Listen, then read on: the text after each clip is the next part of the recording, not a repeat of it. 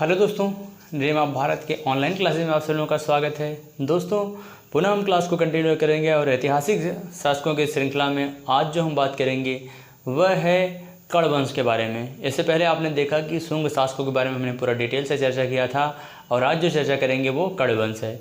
हालांकि कण्व वंश जो है भारतीय इतिहास में बहुत छोटा सा वंश रहा है।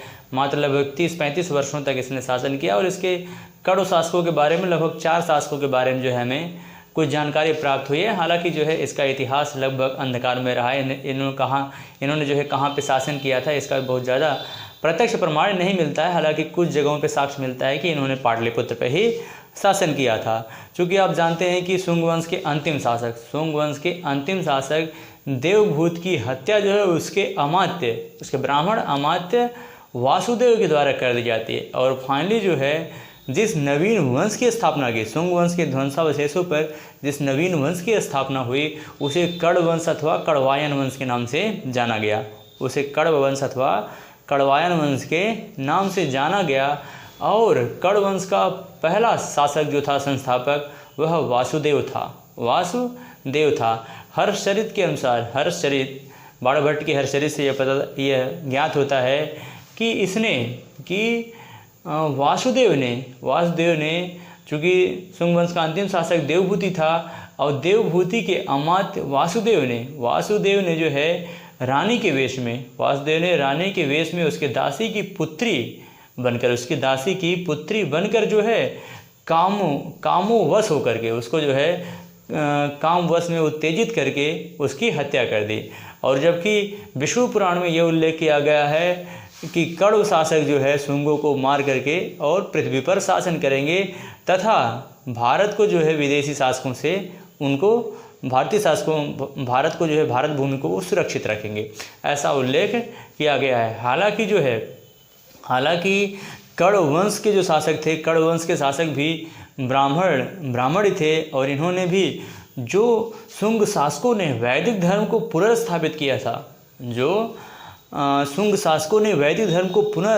किया था और उसे वैदिक धर्म को इन्होंने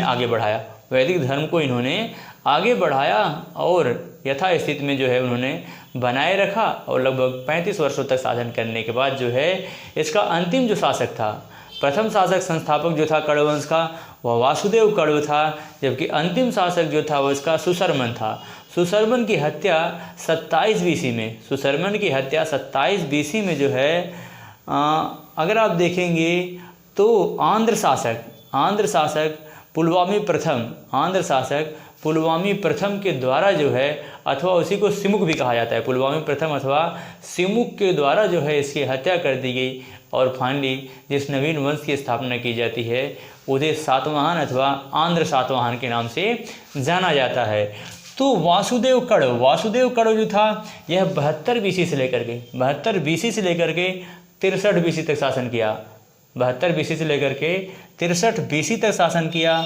भूमिमित्र उसका पुत्र और उसका उत्तराधिकारी, वासुदेव का पुत्र और उत्तराधिकारी जो हुआ वह भूमिमित्र हुआ, जो 63 BC से लेकर के 49 BC तक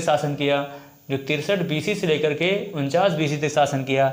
इसका उत्तराधिकारी जो हुआ वह नारायण मित्र हुआ, जो 49 BC से लेकर के 37 BC तक शासन करता है। और अंतिम जो शासक था वह सुशर्मन था। अंतिम शासक कौन था?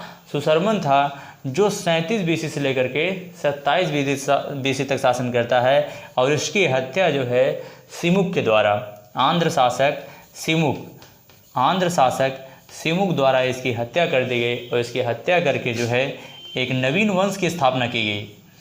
दक्षिण में जो है एक नवीन वंश की स्थापना की गई जिसे सातवाहन वंश के नाम से जाना जाता है। सातवाहन वंश के बारे में हम आगे पढ़ेंगे। हालांकि जो है कण्व वंश के शासकों के बारे में बहुत नाम मात्र का जो है भारतीय इतिहास में आपको देखने को मिलता है। तो मैंने अलग अलग जो है साक्ष्यों से, अलग अलग बुकों से जो मैंने कलेक्ट किया था, मेरे पास जो ज्ञान था वो मैं आपको बताने का प्रयास किया और मुझे उम्मीद है कि आपको समझ में भी आया होगा। क्योंकि इतिहास की जो एक क्रमबद्धता है, अगर बीच में आप कण्व वंश छोड़ देंगे तो ये कन्फ्यूजन आपको हमेशा बना रहेगा, हालांकि ये लगभग 30-35 वर्ष का ही एक छोटा सा ही वंश रहा, शासन रहा, लेकिन बीच में जो आपको क्रमबद्धता, इतिहास की जो एक क्रमबद्धता है, एक श्रृंखला है, वो कहीं ना कहीं आपकी प्रभावित होगी, जिसकी वजह से जो है आपको ये भी पढ़ना आपके लिए महत्वपूर्ण है। इसीलिए जो है ये टॉपिक मैं लेकर के आपके सामने आया था और मुझे उम्मीद है कि आपको पसंद भी आएगा। इसी के साथ हमें इजाज़त दीजिए। जय भारत, जय हिंद।